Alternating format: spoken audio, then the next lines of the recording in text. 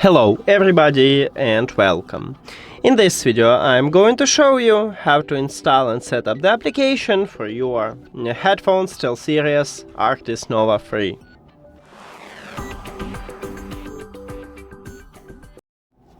You have to start by opening your browser, and right here we need to, just give me a second, you need to write STEELSERIES GG. Right here we have it, so we need to click at the first link, then click free download for PC.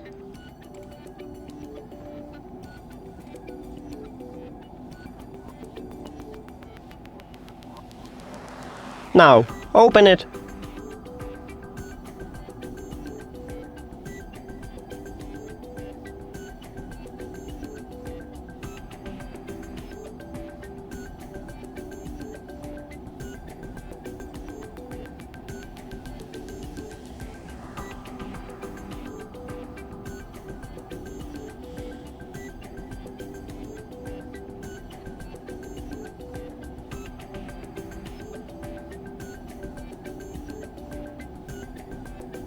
Select language by press and select the best one, then OK,